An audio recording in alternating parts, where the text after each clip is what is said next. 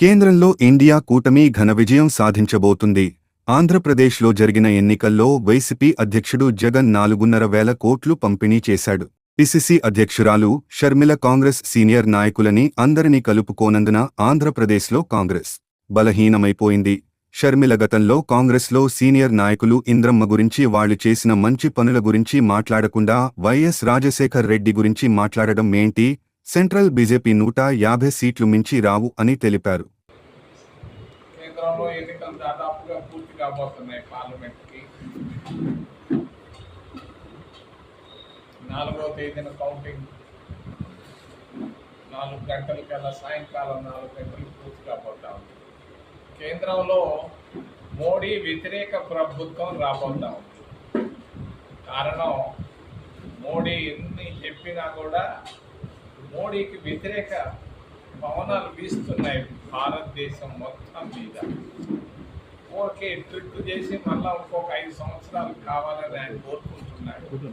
ఎట్టి పరిస్థితుల్లో కూడా మోడీ రానివ్వం కాంగ్రెస్ ప్రభుత్వాన్ని మరి ఇతర పార్టీలతో కలిపి ఖచ్చితంగా ప్రభుత్వాన్ని ఏర్పాటు చేస్తామని మీకు తెలియజేస్తున్నాను.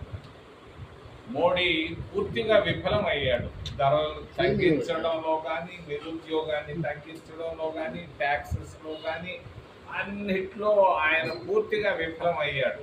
ఆయన చేసిన పొరపాట్లు తప్పించుకునేదానికి ఆయన ఏదేదో మార్గాలు ఎత్తుతాడు. మరి ఒరిస్సాకి వెళ్ళి జగన్నాథ టెంపుల్ గురించి మాట్లాడతాడు. జగన్నాథ టెంపుల్ తాళాలు స్టాలిన్ చేతుల్లో ఉంటాయంటాడు. ఇటువంటి ట్రిక్కులతో రాజకీయం చేసుకొని ఏదో విధంగా అధికారంలోకి రావాలని ఎంతెంతో ప్రయత్నం చేస్తున్నటువంటి మోడీ పతనం ప్రారంభమైంది. అందరూ ఏదో చెప్తున్నారు కానీ నేను 150 సీట్లే ఇస్తున్నా లోక్సభకు భారతీయ జనతా పార్టీ. ఒకప్పుడు అన్నదాత మాధవరావు అని ఉండేవాడు. ఆ దీపం పెట్టుకొని నాకు తెలిసి 50-60 సంవత్సరాల క్రితం సుధాకర్ గారికి తెలిసి ఉంటారు. ఆ రోజు వేరు, ఈ రోజు వేరు. భారతీయ జనతా పార్టీ ఏమి చేసింది? పేదవాళ్ళకి ఒక చిన్న మంచి పని చేసిందా? కోటీశ్వరులకు చేసింది. 16,000 కోట్లు ఉన్న అదానీని 16 లక్షల కోట్లు ఆస్తిపరుని చేసింది. ఇది వాళ్ళు సాధించింది. పోయబో ఎన్నో టెంపుల్, నేను 17 టెంపుల్స్కి నేను ఏదో చేశాను. హెరిటేజ్ సర్క్యూట్ అని చెప్పి కాంగ్రెస్ ప్రభుత్వంలో డబ్బులు తెచ్చాను. అక్కడ ఏదో ఆలయం కట్టుంటారు. అది వేరు, ప్రజల సమస్యలు వేరు. ప్రజల సమస్యలు పక్కదారిని పెట్టించి ఆయన తప్పు దారిలో తీసుకొని పోయాడు భారతీయ జనతా పార్టీని. అద్వానీ మేలు ఎంతో, అంటే 1000 రెట్లు మేలు. పెద్ద మనిషి ఇతను పనికి మారిన వాళ్ళు వీళ్ళిద్దరే ఈ భారతీయ జనతా పార్టీకి. ఒక పొట్ట ఆయన, ఇంకొక ఆయన గడ్డం ఆయన గురించి మీ అందరికీ తెలియని రహస్యాన్ని చెప్తాను. నేను వచ్చేటప్పుడు ముఖం కూడా కడుక్కోలేదు, పౌడర్ వేసుకోలేదు, దూకం కూడా రాలేదు. మరి భారతదేశ ప్రధానమంత్రి మోడీ గారు బయట రావాలనంటే ఆయనకు ఒక పెద్ద స్టూడియో ఉంది. చాలా మందికి తెలియదు. అక్కడే నాగేశ్వరరావుకి, ఎన్టీ రామారావుకి, వాణిశ్రీకి, శ్రీదేవిలకు కూడా ఇళ్లలో స్టూడియోలు లేవు. భారతదేశ ప్రధానమంత్రి మోడీకి ఒక పెద్ద స్టూడియో ఉంది. స్టూడియోలో గంట సేపు కూర్చుంటాడు ఆయన. ఆయన రంగు ఎట్టుంటుందంటే ఇది ఆయన రంగు, ఈ రంగు ఆయనది. ఆయన వచ్చేటప్పటికే ఎక్కడో ఇంగ్లాండ్ దొరలాగా బయటకు వస్తుంటాడు. ఆయన 20,000 దినానికి ఖర్చు పెడతాడు ఆయన కాస్మెటిక్స్ పైన. ఇది భారతదేశ ప్రధానమంత్రి. మరి భారతదేశంలో 100 రూపాయలు లేక, షేరు బియ్యం లేక అల్లాడుతుంటే భారతదేశ ప్రధానమంత్రి దినానికి ఆయన మేకప్ ఖర్చే 20,000. ఎవరూ రాయటం లేదు. పత్రికా స్వేచ్ఛకు సంఖ్యలు వేసినటువంటి ఏకైక ప్రధానమంత్రి మరి నరేంద్ర మోడీ. ఎవరికి ఉంది ఈరోజు స్వతంత్రం? ఈరోజు రాసేదానికి జర్నలిజం అనేది ఒకప్పుడు పివి నరసింహారావు ఉన్నప్పుడు ఎన్నెన్నో రాసేవాళ్ళు, రాజీవ్ గాంధీ ఉన్నప్పుడు ఎన్నెన్నో రాసేవాళ్ళు. ఇప్పుడు కథ ఒక్కరు రాసేదానికి ఏ జర్నలిస్టుకి ఈరోజు శక్తి లేదు. పత్రికా స్వేచ్ఛకు సంఖ్యలు వేసినటువంటి ఏకైక ప్రధానమంత్రి. ఈ 10 సంవత్సరాల్లో నేను అడుగుతున్నాను, నేనే నెల్లూరులో దాదాపు ఒక 10, 20, 30 ప్రెస్ కాన్ఫరెన్స్ పెట్టాను.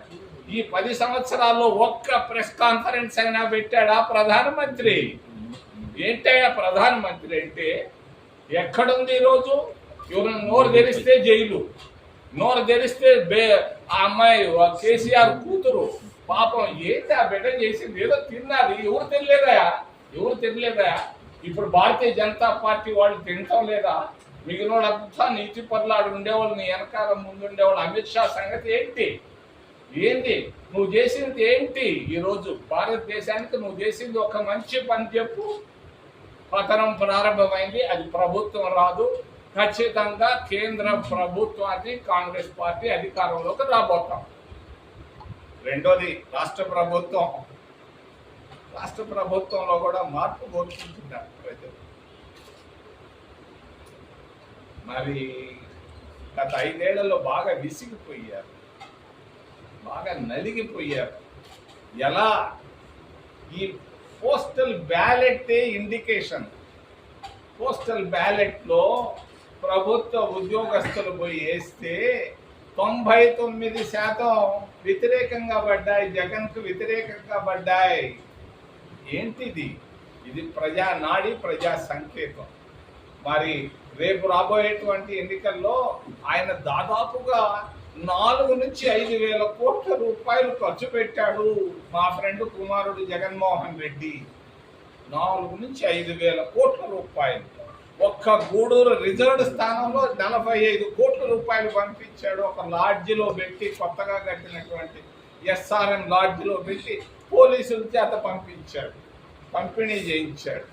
మరి ఒక కేంద్రం, మా నియోజకవర్గంలో ఒక కేంద్రంలో ఒక్క అసెంబ్లీలోనే ఒక ఆయన పార్టీ నుంచి, జగన్మోహన్ రెడ్డి పార్టీ నుంచి 80 కోట్లు ఖర్చు పెట్టారు.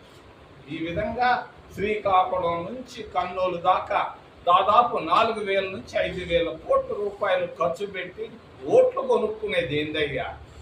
అదేమి ఇది ఏమన్నా చిల్లర వస్తువులా? పోయేసి చిల్లర అంగడికి పోయి కొనుక్కున్నాడు ఓట్లు. ఈ తప్ప ఆయనకి ఏం ఓట్లు పడ్డాయి కొన్ని, నేను కాదంటాం లేదు, డబ్బుతో పడ్డాయి.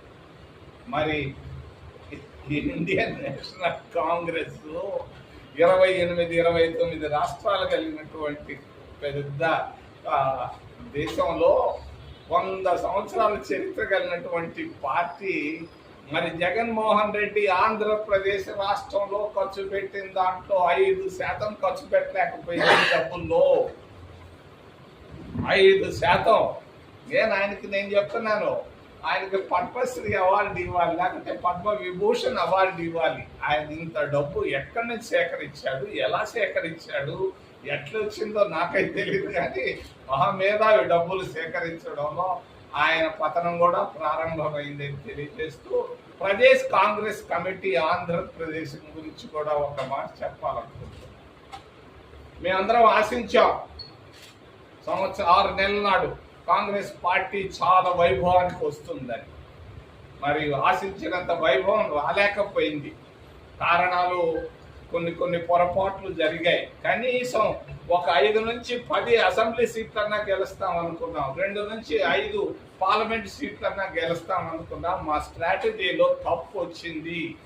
షర్మిలా గారు ఆ అమ్మ స్ట్రాటజీ రాంగ్, అట్లా చేసి ఉండకూడదు. ఆ అమ్మ అందరినీ కలుపుకొని పోయి ఉంటే బాగుండేది. 175 స్థానాలు ఉంటే 175 స్థానాలు అక్కడ రాజకీయ కమిటీ ఉంటే రాజకీయ కమిటీతో కూడా మాట్లాడింది 3 నిమిషాలు.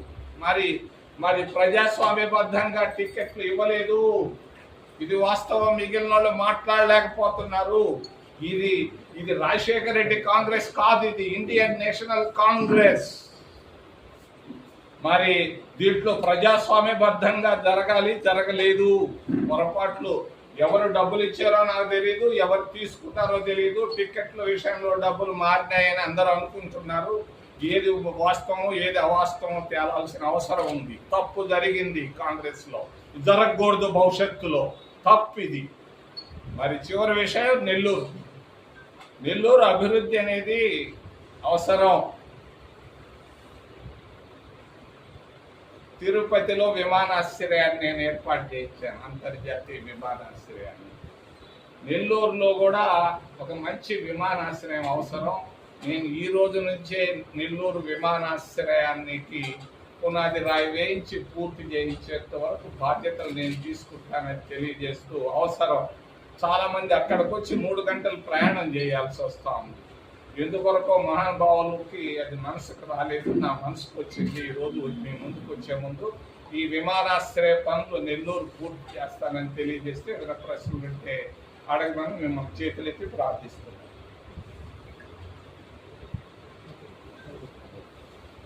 కేంద్రంలో కాంగ్రెస్ పార్టీకి ఎంత రావచ్చు? అయ్యా ఖచ్చితంగా 150 సీట్లు వస్తాయనుకుంటున్నాను. ఒక సౌత్ ఇండియాలోనే 100 దాదాపుగా వస్తాయి. ఒక్క తమిళనాడులో డిఎంకే అలయన్స్తో 40కి 40 వస్తాయి.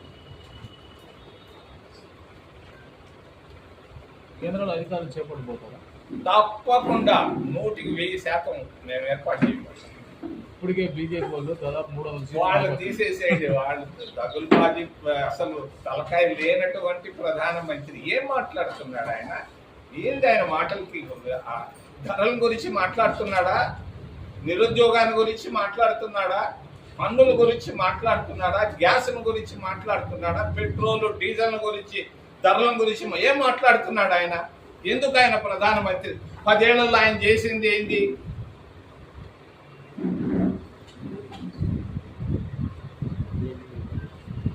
ఎంపీగా పోటీ చేసిన మీ తిరుపతి నియోజకవర్గంలో ఇండియా కూటమి అభ్యర్థుల